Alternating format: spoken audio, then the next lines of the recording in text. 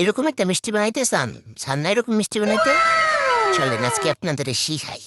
শিখাইলে আবার আমার কথা মনে রাখে। প্রথমে একটু পানির ভিতরে একটু গুঁড়া দুধ দিয়ে জাল করে দিবেন, কারণ আমার লিকুইড দুধ আমি গলাইতে পারতেছি না, ফ্রিজের ভিতরে বরফ হয়েছে। যাক এটা নিয়ে কষ্ট নেন যেত না। এরপরে এটা জাল করে অনেক সময় এনে দুই চামচ এই যে আমি কি জানি ময়দা দিয়ে দিছি, ময়দা দিয়ে আবার এটা লাগাছাড়া করে অনেকক্ষণ লাগায় জাল করে এরকম ঘন গুঁড়া লেছি। এই যে গুঁড়া দুধ আর একটু ময়দা দিয়া দেওয়ানোর পরে তো একটা সেটা বাড়ির ভিতরে লইয়া তারপর এটা অনেকটা ইয়া রয়েছে পাইনসা রয়েছে। এরপর আবার একটু গুঁড়া দুধ দিয়ে আবার মাখানোর চেষ্টা করতেছি, কিন্তু সব বৃথা। কোনো কাম হইতেছে না, হাতে লোভে লাগিয়ে থাকা। এরকম লাগতে গেলে হয়তো না, একটু শক্ত শক্ত থাকতে হইব। এর লেগে আবার একটু পাহালের ভিতরে নিয়ে আবার একটু সুন্দর মতো কইরা জাল দিয়ে নিতে হইব। এরপর অনেকক্ষণ লাগে জালটা দিয়া নামায় আনছি, দেখেন কিরকম গাড়া হয়েছে না।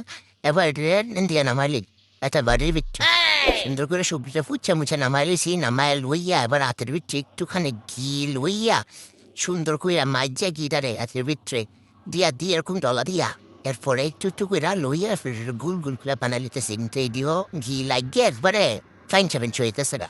তারপরে কষ্ট মষ্ট করে কোনোভাবে এই দিকে লাড়াচাড়া দিয়া বুড়া মুড়া কইরা লম্বা লম্বা করে লইতেছি।